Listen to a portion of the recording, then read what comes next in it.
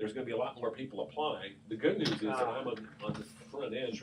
Yeah, I got my connections, so I've been told that I'm the number one guy. So there are more than just one full-time job. There's about three They're not or worried four. about age or anything like that. No, you got to remember these guys know me from my reputation for many years, and there's lots of people my age and older working in radio. Yeah, well, look at Art Spander. Well, he's not radio as much. No, but he he's like, what is he, 80? He's close to 80. It depends. Well, that's good. I Yeah, mean, listen, us old people can add a lot. No, Right, experience. Yeah. I mean, just doing updates is pretty simple, but there's a way of doing it that makes it more interesting.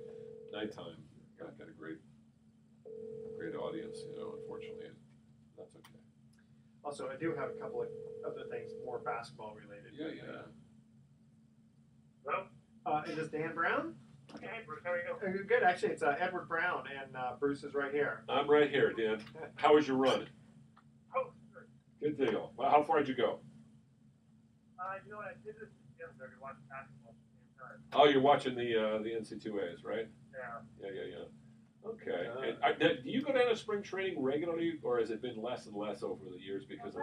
Less. I might go at the very tail end here. Yeah.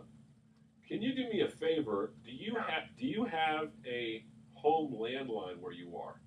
Yeah, does it sound like Yeah, just the problem with cell phones is it sounds okay, but it's sort of cutting in and out. Let's call you back on your landline. And what is that landline? It's a 650 number. 650 It's 595 595 1420. 1420. Okay, we'll call you back in 30 seconds. Okay. Great, thanks, Dan. Yeah. Didn't sound bad. I mean, we can understand it. But if you've got a landline, yeah, it's better. Yeah, much better. Much better. Or gooder. Or gooder.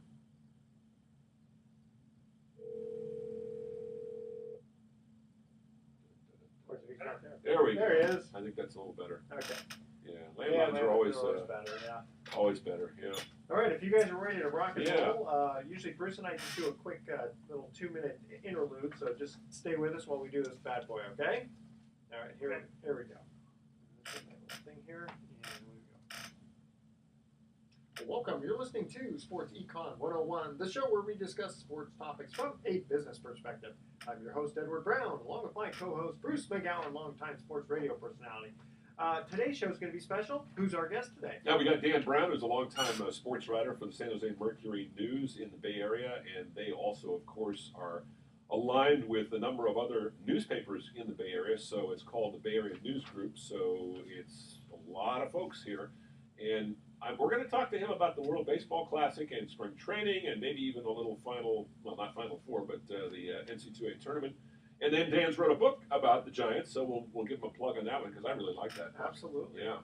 Also, we're going to ask Dan about the minor league baseball players going to court to talk about employment laws that they're not getting the minimum wage. I want to get his take on that. Interesting. All right, and because we're talking a lot of baseball, that's our trivia theme today. Sounds good. And if you know the answer to our question at each commercial break, email edward@sportsecon101.com the answer to the question. And just want to remind people, this segment of Sports Econ 101 is sponsored by Pacific Private Money, providing mortgage investments that are currently yielding over 7.5%, secured by Bay Area real estate at loan-to-values that are less than 60% on average. It doesn't get any more conservative than that. You got to check them out at pacificprivatemoney.com. A couple of things that hopefully we'll be able to talk about later on is the Warrior Spurs game. Is it fair to the fans not letting them know ahead of time that the major stars would not be playing? Get Dan to check in on that too, because he's obviously covered some basketball. And then also something about shoe contracts for basketball players. You hear anything about that? Man, these guys are getting twice the money that they're getting for their salaries. But of course, it's a small number of players. Yeah. But the ones that are getting the money, it's insane. Well, if I remember correctly, Jordan made more from Nike than all the employees who work for Nike in Malaysia or something like that. Stephen Curry's contract with Under Armour is, I believe, I'm not sure about this, but I believe it's almost twice of what he gets Playing basketball? Playing basketball per year. All right, Yeah, stay with us. anyway. You're listening to Sports Econ 101. We'll be right back. All right. Thanks, Dan. Just going Okay. to save this file, and then we'll be ready to introduce you. Get you going here. So, Dan, where do you guys live anyway? You know where San Carlos is? Oh, sure, Oh, yeah. sure. Yeah. Nice little area. I like that. Right. Yeah, well, we moved here, you know, since the Chronicle, I'm in Mercury News, so excited it would be right in the middle. Yeah. It's coming this to Oakland, so San Jose, so Centrally located. That's we're good. not going anywhere. We love it here. Yeah, it's Yeah. nice. The peninsula is nice. My in-laws are both from that area, San Mateo, San Carlos area. Okay. Yeah. You're in Marin County? Yeah, I grew up here and moved back. I was in the city for 15 years, but we moved back here. Edward lives over here. We're doing the show from his office, which is in downtown San Rafael, in an office building where the I don't know if you know the history of Marin, but the courthouse that used to, before the Civic Center was built back in the early 1960s, the Frank Lloyd Wright famous San Rafael Civic Center. There used to be an old-fashioned courthouse here, all the way from the 30s and 20s to all the way up to maybe the 60s. And then when the new one went in a couple miles up the road, very futuristic, much bigger. The old one, I think it burned down and it got torn down. This was more. And the office building we're in now is literally sits on the same location, and it's the tallest building in San Rafael. It's about, what is it, 7 floors? All of it in Marin. It's 8 Yeah, floors. 8 floors. Yeah, Yeah, woo-hoo, yeah. skyscraper. Skyscraper. Okay. Marin. You guys ready? Yes. All right. Here we go. Here we go. Well, welcome back to Sports Econ 101. Again, I'm Edward Brown, your host, along with Bruce Bergallen. Bruce, who's on the phone? A good friend of mine, Dan Brown, who is a longtime sports writer for the Bay Area News Group. And an interesting story before we get into the baseball and the hoop topics. Dan has an unusual situation. His wife, Susan Slusser, worked for the San Francisco Chronicle, and she's the beat writer of the Oakland A's. And Dan is a columnist, as I mentioned, for the Bay Area Sports News Group. So that is in itself unusual to have a husband and wife team working for different papers in the same field. I mean, Dan, did you guys meet at the press box? How did that happen? Very close. We met on the sidelines covering the same football game way back in 1990. Wow. UC Davis, Santa Clara football game. Santa Clara football is long gone, but we're still here. That's great. That's great. And how long has Susan been working with covering the A's? I think this is her 19th. 19 years. Yeah. Wow. We met, she was at the Sacramento Bee in 1990. She was covering UC Davis, and I was a student there working on the paper. So it was a little scandalous in the big city newspaper reporter sort of dating, but 26 ago, and we worked briefly in different spots in the country. She was the Texas Rangers beat writer for the Dallas Morning News, covered the Orlando Magic back in the Shaq, Penny Hardaway days, the Orlando Sentinel, and made our way back to San Francisco. And only occasionally do we actually ever end up in the same story, but those days are unpleasant in our household. Yeah. I was going to say, it must make it difficult to have kids. You guys don't have any kids, do you? No, we don't know. Yeah, I was going to say that would be the supreme challenge, because you're both on the road so much. Well, more her than you, because she's the beat writer. Well, I know Edward has some questions he wants to get into, so go ahead, Edward. What about the About the WBC, and the World Baseball Classic to me is a big deal. But I was kind of curious. You have some of these players from spring training who are playing in the WBC, and trying to figure out what's the whole deal. It kind of reminds me of when Babe Ruth toured Japan and other countries to kind of introduce baseball. Now obviously baseball's international now, but what's your take on the whole World Baseball Classic? It's interesting. I mean, every time it comes around, I'm always a little dubious. I think if I'm a hardcore fan of a team, I'd kind of rather have them with the team under supervision. Whose coach he's going to handle his giant guy is different maybe than the USA manager might. That said, once the league starts, it's contagious. It's kind of irresistible to watch the way fans get into it and the players get into it. And there's a great game last night with Team USA and Venezuela, right?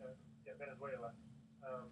And the players were really into it. They're chanting USA, and so that's good for baseball. And I think the tournament is shaping up to be a good one. As you hinted at, good for telling NFL tries their games in Mexico City or London. London. It really is a global game. Play so many other places. Follow so many other places. The payoff for, I think, the American fan is huge of the talent from those places. Baseball looks so much different now than it did years ago, and it's for the better. I mean, the talent level is extraordinary. How do different countries, how do they do it, the qualifications? Like to be able to play in that, I mean, obviously like, Venezuela and Dominican Republic, I mean, they're going to have good teams, but, how does it, I don't know. Like a team from Israel, say. Yeah, exactly. How do you think in terms of, like, are you eligible to play for that? Yeah. No, I don't know. I know it has to do with parental fines, because I know, for example, Eric Vez, who from my third base, a few years ago, he wanted to play for USA before he was just out the star, stopped decided he wanted to try to play for Team Mexico because his mom was from Mexico. So he had qualified. So I think it might just be a single parent on either side of the mother or father, but I swear by that. Can you imagine some conspiracies going on where, like, a pitcher gets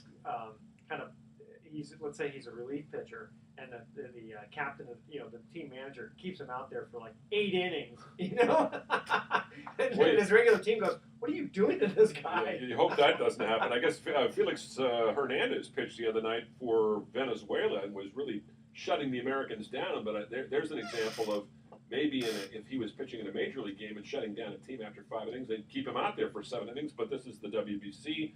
And they also know that he's going to be pitching for the Mariners. So, the managers have to be a little careful about how they use these players, huh? And I think the managers know. And I think there are some regulations and stipulations in place to prevent guys from being overused. Yeah, just like Little League. Yeah, Yeah, it's true. I think y'all know that if a star gets injured under their watch, multiple stars get injured under their watch, it could very well be the end of the World Baseball Classic. Oh, yeah. That's a good point. Now, so they got to be careful too, because they realize what's at stake for the long-term health of the WCBC. Yeah, Dan Brown is joining us from the Bay Area News Group. He covers a little bit of everything, but I think baseball is probably his favorite sport. And one of the it's our favorite sport. I mean, I'm like our friend Edward here. I just have been into baseball since I was 8 years old. I'm dating myself, going back to 1960. But a name that pops up, that keeps popping up on the surface of during spring training, is Tim Tebow, who was a great athlete and was kind of a freakish player in the NFL. Had some wonderful moments, but is trying to make it. And apparently, he had a pretty good day the other day. Had a couple of singles, made a nice catch in the outfield. Best day he's ever had as a professional. But I mean, this guy's 29 years old, former Heisman Trophy winner. Dan, is there any chance he could actually make it to a big league club someday, or you think it's? I don't know. Yeah. I think that's one of those things that shows why baseball is great, because it's not necessarily a game of athleticism, it's a game of skill, that takes a lot of patience to develop. So, a good day here and there, you get some spring training pitchers, but I heard Harold Reynolds one night on MLB Network saying, he was a great hitter in high school, he was great in the minor league, he got to Double-A, and he saw his first good slider. And he went to bed that night and thought, I should just quit. It's like Michael Jordan. I remember he took a couple of years off and went and played, I think, a Double-A ball with Birmingham, and the players loved having him around, but I think he had 220 or something ridiculous. He was a guy, I'd be curious if he stuck around a little longer to see if he could do it, because he was such a great athlete. I think he was getting better. His work ethic, was so famously great. I think those guys have the athleticism, can really, really, really work hard and get better at their craft, but it's so specialized. I mean, to hit a slider, to recognize pitches, to know your strike zone, to have the internal scouting report on guys you're facing for, takes time. That's why you don't see guys going straight from high school to the NBA. Maybe you can go straight from high school to pros, or go out of college and all of a sudden make a huge impact right away. You can't do that in baseball. So I am skeptical wish him luck, but that's a tough road. Do you remember the movie Major League when Pedro Serrano, he just, I cannot hit the fastball. Or, I mean, I'm sorry, the curve. It was, Yeah. you know, Is that the guy that took the little bone and was always boning his bat and putting the little Jobo, the little trying to troll who. well, no, I'm sorry. Yeah, trying to take the curse off. Curse off. Yeah, exactly. Yeah. All right, so Dan, stay with us. We're going to cut to a break. When we come back, I do want to ask you about the minor league baseball players going to court for employment laws for minimum wage. Okay, we'll talk about that when we get back. Okay, here's our first baseball trivia question. And Dan, if you know the answer, don't answer it yet. We'll let you answer when we come back. All right.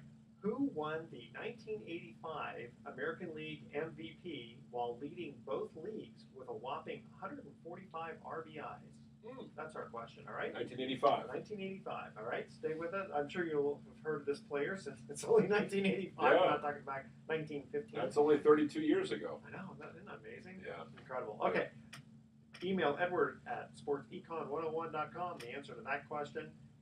Here it is again. Who won the 1985 American League MVP while leading both leagues with a whopping 145 RBIs? And I'll give you a hint, it wasn't Hack Wilson. Remember that? Okay, stay with us. You're listening to Sports Econ 101. I figured you'd remember that. All right.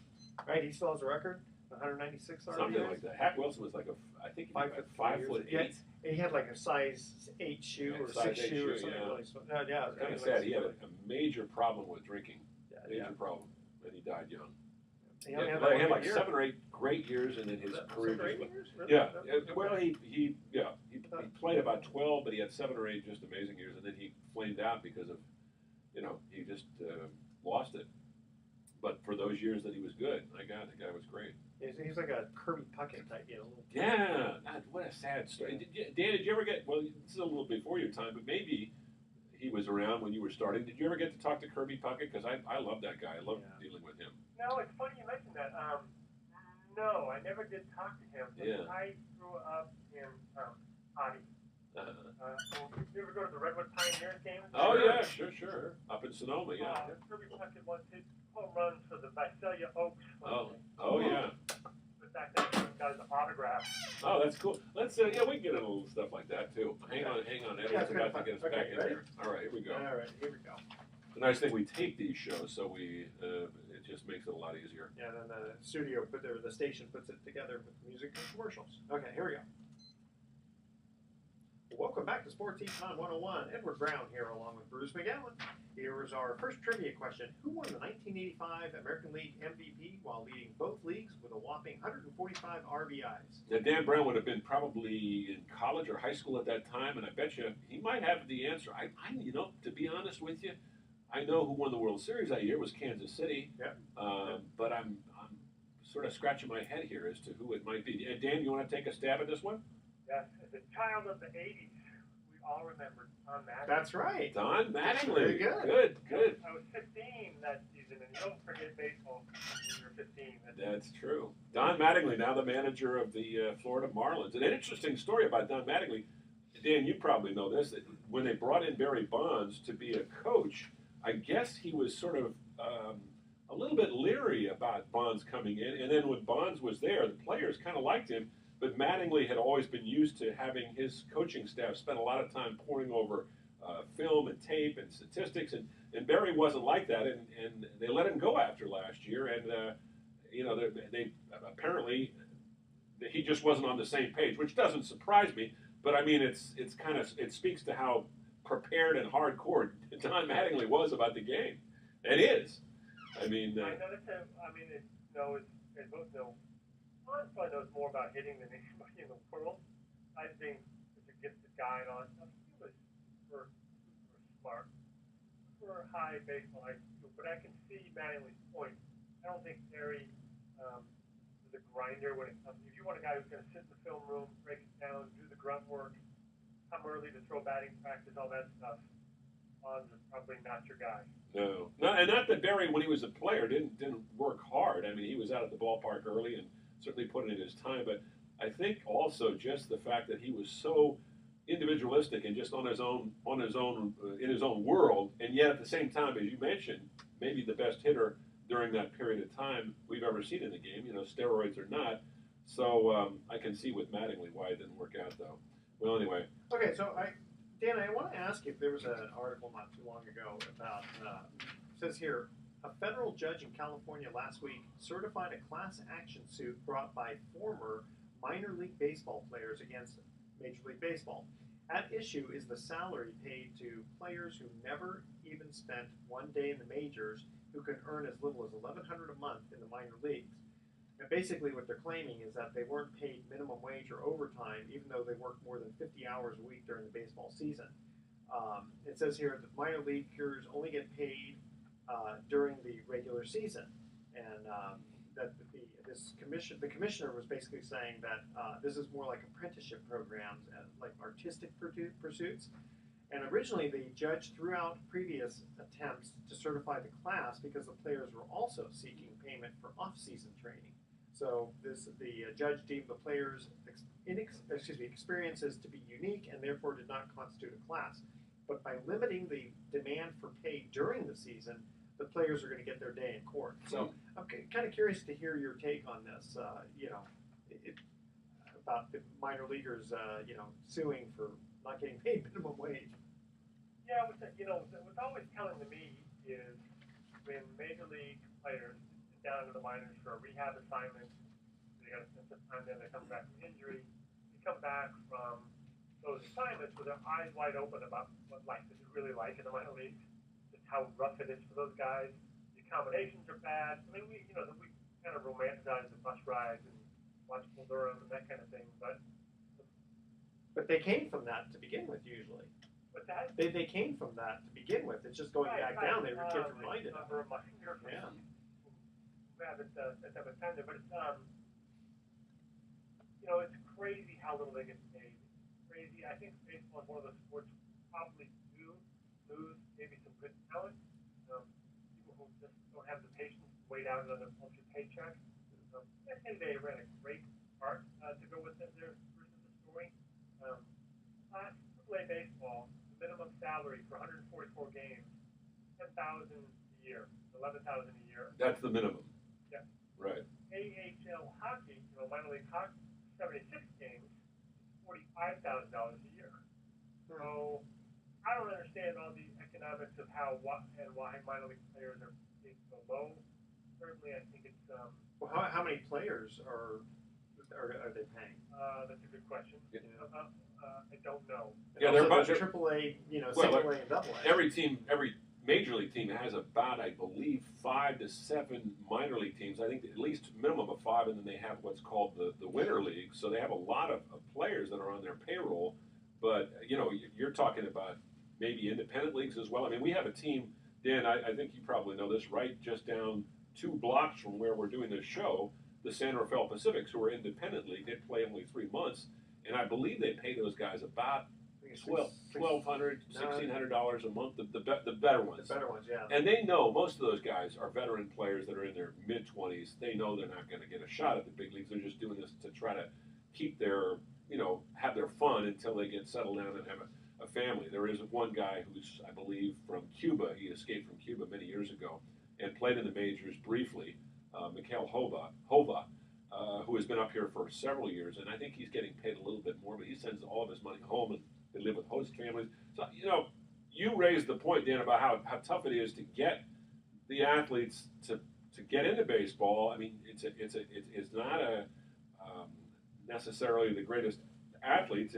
It's the guys that are athletic but also have that skill, and that in itself makes it very tough to cherry pick the best athletes anymore, because baseball is competing with the likes of football, soccer, and of course, the NFL now. Yeah, I mean, you run across a lot of guys, like in the boat, maybe Marvin Menard back then, who will tell stories about the time they almost quit. Joe Nathan was a guy who almost quit. I think that the circumstances of life in the minors might contribute to that. Just a little side note that nobody might care about. I went to a San Rafael Pacific game to cover it one night. Great. Bill Lee, the great. Oh yeah. Bill Lee was pitching that night. It was fantastic. Yeah, I think he was about 55 or 60. He played all positions too, didn't he? He did. Well, this was maybe it was the second time around because he was 7 innings of one-run ball. Well, was that game? The next year he came in and played every position. He like did that. Campaneris. Yeah, 2 years in a row. But I mean, Bill Lee was an amazing guy. But yeah, that you see that thing in the minor leagues once in a while. And that's what makes the minor leagues kind of fun. It is sort of a novelty when you go to the park. You see more than just baseball. They do all sorts of zany things. I think the major leagues do a great job of promoting the game. But it is obviously once you get to the show, it really is the show. And what is the minimum that are major leaguers are paid now, Dan? Is it it's about a couple of $100,000, isn't it? Oh yeah, for sure. I mean, nothing like you have to look that up. But certainly there's a discrepancy, and that is why guys stick around, so they realize even if they make major league for time, payday goes along with reaching their lifelong dream. Yeah. Dan Brown was joining us. Edward, go ahead. You had a question. Yeah, can I switch topics? Sure, okay. sure. So I'm kind of curious. Okay, earlier in the week, the Warriors played the Spurs. Popovich decided to keep his main guys on the bench, and Steve Kerr decided, well, this is a good time for me to do the same. But from the fans' standpoint, they didn't know it until the last minute. And I'm thinking, if I'm a fan who paid to go to that game, I'm guessing those tickets were probably more expensive than the average ticket, right? And I'm going to be really disappointed. Now, they don't necessarily owe the fans anything, but, I would think that if you're going to do something like that, you should really kind of announce it ahead of time. Because that part I don't think is really fair to the fans, because, the game really is not the same. Well, I have to say, I know Dan has some thoughts on this. When you play 8 games in 8 cities in 13 days, which the Warriors did, and when you're a San Antonio team that has used this formula that Greg Popovich has to rest players from time to time, and it's worked pretty well. You've been in the playoffs 20 years in a row. And I think it's I think it's very smart. I mean, the whole idea is win the championship, and I totally agree with it. I'm just thinking that I think it's tough on the fans. It's yeah. I mean, Dan, you and I get to go to the games for free, so we're not complaining about it. But I mean, these guys, these fans are paying a couple $100, maybe more, for some of these tickets. How are they supposed to kind of deal with that? Yeah, it's a good question. And nobody ends up winning. I think what you might see, I think Steve Kerr in this instance, Popovich to some degree, and other times as well, not just think of it, they're making a protest. They're protesting the schedule that's created. And I think maybe this is a way of seeing this happening next year or the year after, or for having the union or the league take a look at how these schedules are done. Because it's not just that there's wear and tear on these guys. I think studies show when you get some teams, players get hurt more often. There's a correlation between the fatigue and the injury. I mean, you either got to play less games, you got to increase the schedule, or someone's got to work out the travel situation a little better. I mean, because at some point somebody has to travel to be a home, to be an away team.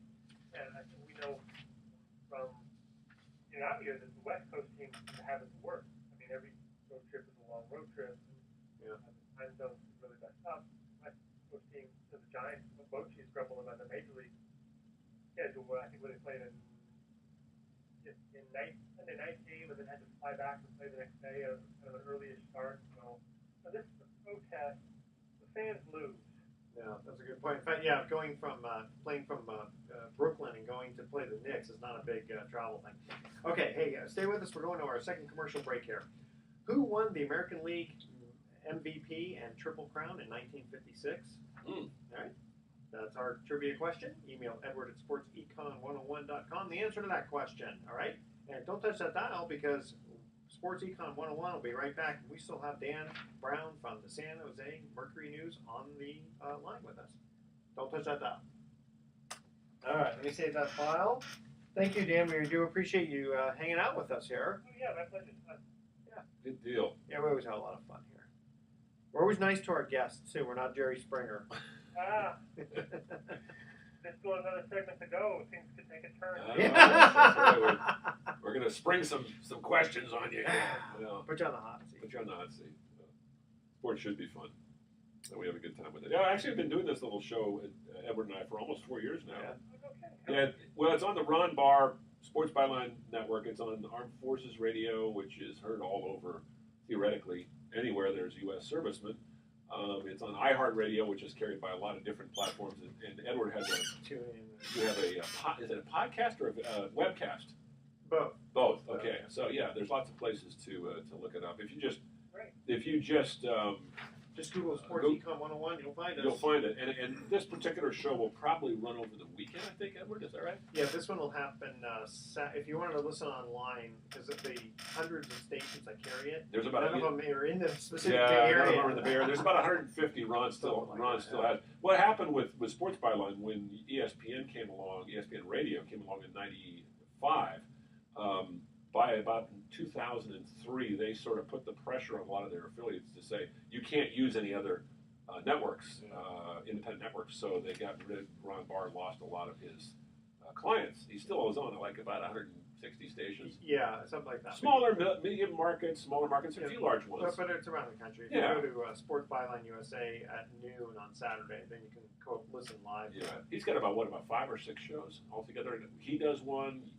This one. There's several others. I'm not sure how many. You have to look at the program. Yeah, right? It's online. I did a little work for him just briefly when I was between jobs helping him out, and he's kind of an interesting character. You know what? Let's ask. I want to ask about the shoe chomp. Yeah, let's talk about. Yeah, that'd be interesting. We'll talk about. Okay, here we go. Welcome back to Sports Econ 101. One more time, I'm Edward Brown, your host, along with Bruce McGowan. Second trivia question, another baseball one. Who won the American League MVP and Triple Crown in 1956? Well, I know that Dan Brown, our guest, he may know that one. That should know that. 14 years before he was born. I was 4 years old, so I wasn't a big baseball fan then, but I do know that Mickey Mantle won a couple back-to-back, and I believe he won the Triple Crown that year. And the Yankees, of course, won the World Series in 1956.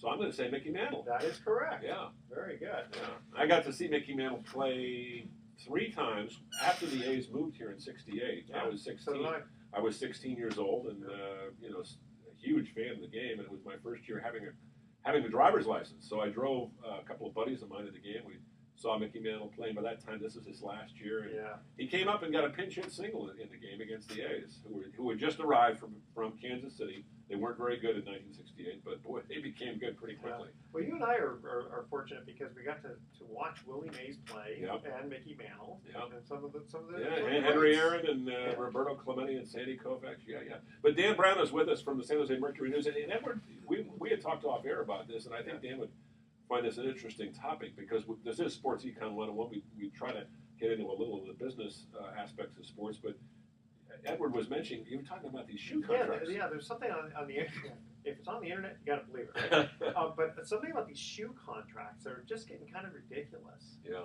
I remember for NBA players. For NBA. Yeah. I guess there's not really too many shoe contracts for baseball or football, but for the NBA, I guess.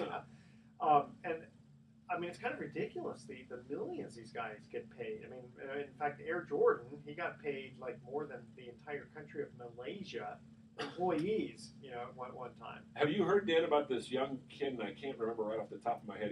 There are 2 brothers, and there's a dad, and he's supposed to be one of the top high school prospects, and his dad's talking about, we're going to get him $1 billion shoe contract. I mean, that sounds crazy, but that's not out of the realm of possible. I mean, what's your read on all this?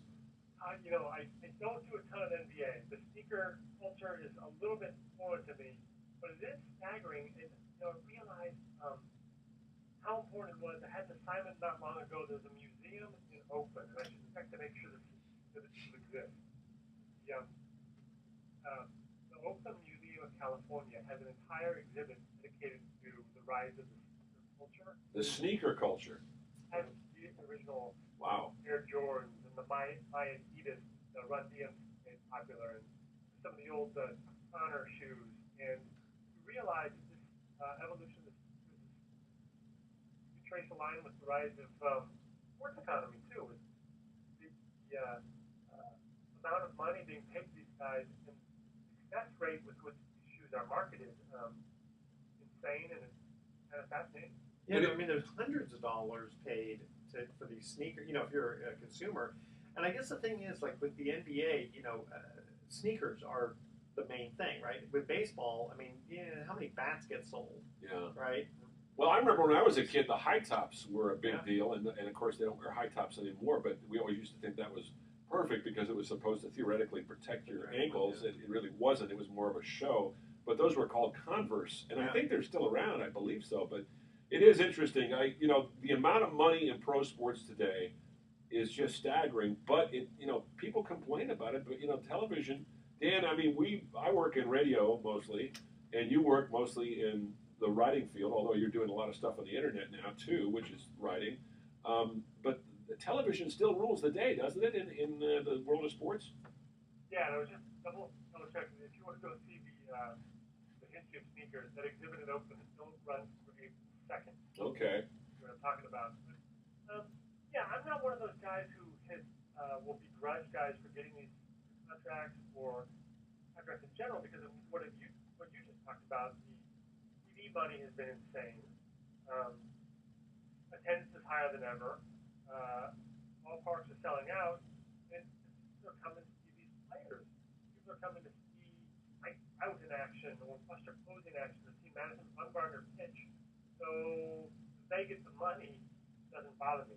But every time I walk into a ballpark from far away, you see the vendors out there, and the hot dog workers, and the police are around the stadium, and I think all these people are working because of the talent of the guys in the ball field. So, good point. I don't begrudge them. I don't know how much I'd pay for a pair of Curry sneakers. Well, see, that's the next point I was going to make is that, because people, the first thing they do is they complain about the player's salary because they say, well, see, then the ticket prices go up. And it's not exactly correlated because in one case it is because you figure, okay, there'll be more demand to watch Kevin Durant, okay? However, if they say, well, basically then each ticket should cost $50,000, I guarantee you those seats are going to be empty, except for a couple. So the idea, and once a game is gone, you can't resell that ticket. So there's a matrix as to which, and I think the Giants were really good about that. They were the first team, weren't they, Dan, to do that pricing of different, for different, like the Dodgers would come into town. Tickets would be more expensive, whereas somebody like the Houston Astros, they wouldn't charge as much. I mean, to you, does that make sense for teams to do that? Because it seems like it's been a popular thing, and a lot of teams have sort of copied the Giants, haven't they? Yeah, and it makes perfect sense. I don't know. I just think about those people who split tickets, they sell out games. Somebody who draws their Cavaliers, Warriors ticket in the lottery will have a huge advantage. It's a different game than going to see them play the Sacramento Kings or the 76ers. Although that was a pretty good game. Yeah, it was. I mean, it's all supply and demand. Really, is what it is. And it's one of those. It's a diminishing good, or I don't know what the specific term. Same thing like an airplane. Once the airplane leaves, you can't sell any more of those tickets. So I wonder if the object is not necessarily to be 100% occupied, because then you probably sold it a little too cheap. But if you get like 95% occupied, same thing with like a hotel room. You know what I mean? There's probably some magic formula that says if you're. Well, it's interesting you bring that up because looking at the ballpark, and Dan knows this better than I because I haven't been going out regularly to the ballpark for a number of years on a nightly basis.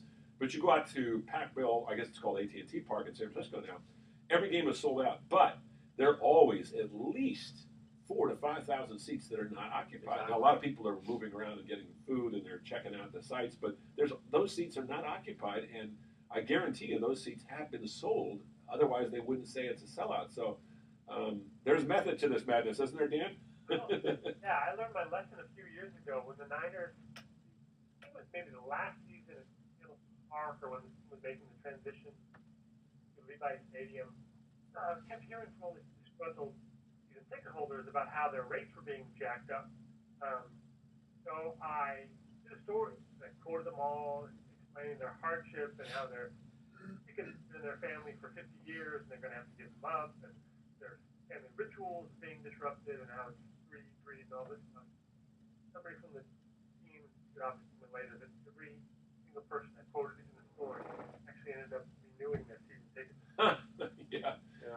There's a lot of people bitching and moaning about the 49ers moving to Santa Clara, but I hate to say it, I'm a San Francisco native, but it made sense. They were never going to get a stadium built in the city. It just wasn't going to happen, at least for another 5 or 6 years. and they've been practicing in Santa Clara since 1988, so they're right next door. I mean, it makes sense. It's a Bay Area team. Well, and the Warriors, something like every time the game is on TV, they announce that 37,000 people are waiting.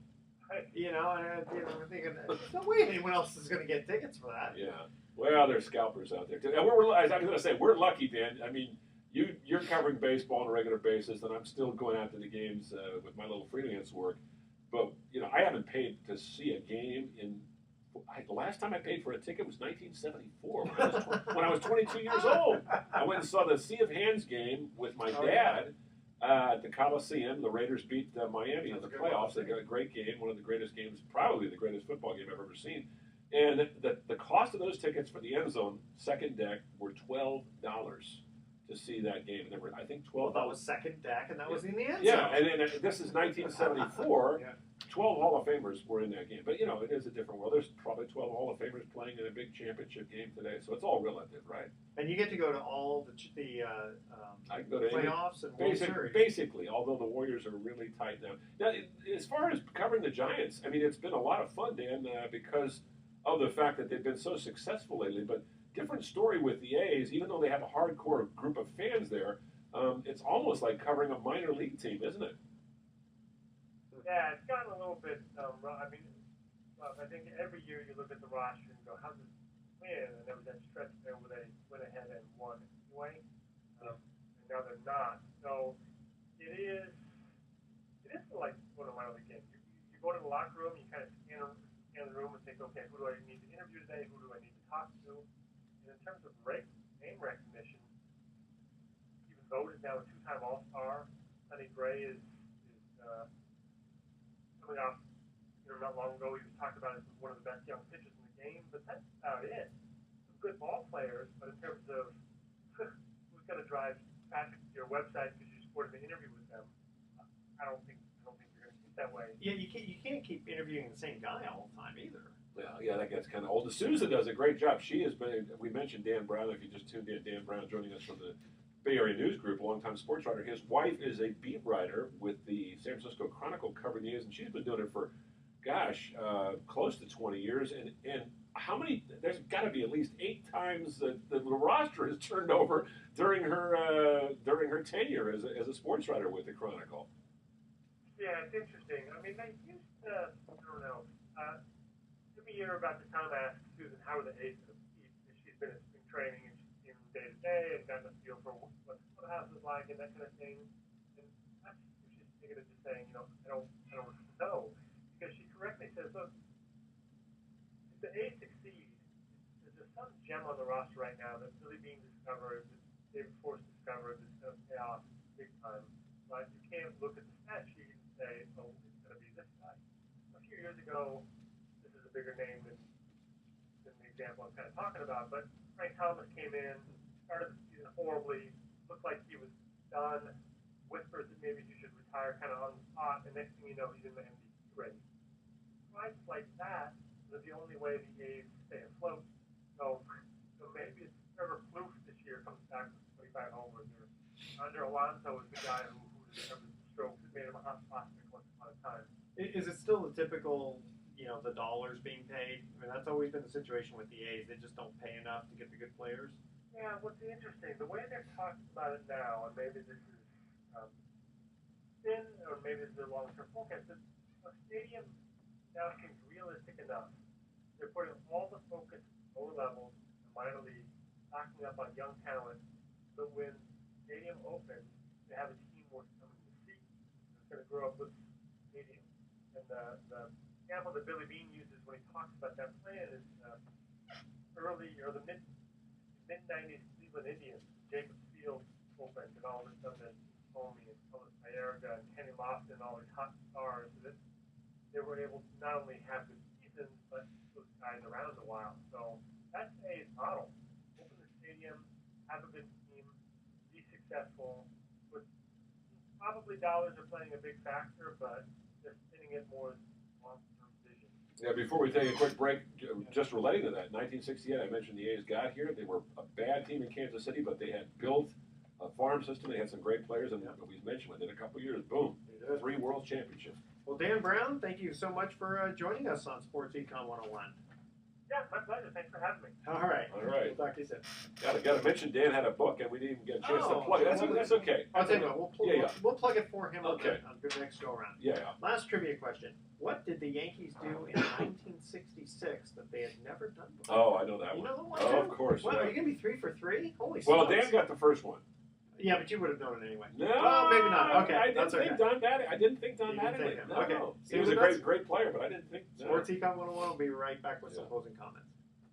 It's funny because I used to deal with Matt on a regular basis whenever I went to that Yankee clubhouse in the '80s. Uh-huh. Always went to Mattingly, always, because he was always available. Nice guy. Nice guy? Yeah, not a great interview, but he'd give you, a lot of good information. I remember reading that it's like out of like the whole season, he only popped up like 19 times. So it was something Great ridiculous how good It was he sad though; he never got to play on any great teams. Yeah, with they the just- Yankees, they just got rid of him. Well, when he arrived in like the early '80s, they were Yeah. just coming off of the 4 years in 5 times in the postseason, and when he quit, they were just on the verge of the Derek Jeter. Yeah, in exactly. the mid to late '90s. So he never won anything. No, he never. I don't even think he played a playoff game with the Yankees. From 1982 to 1996, the Yankees were not. Oh no, they were in the playoffs in '95. That's right, because the Mariners beat them. But Oh yeah, that's right. That was yeah, a and then good next series. year the Yankees won it all. But from 1982 to 1994, that's 13 years. They did not make the playoffs, which is the longest stretch since pre-1920s. And did he only play with them?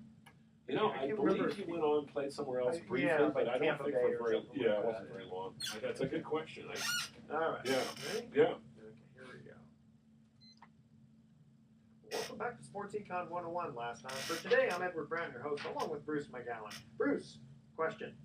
What did the Yankees do in 1966 they had never done before? They finished dead last. That is correct. And 2 years before, they went to a 7th game of the World Series, but they were old. They did not have a good St. farm. Louis. Yeah, that St. Louis beat them with Bob Gibson. They did not have a great farm system.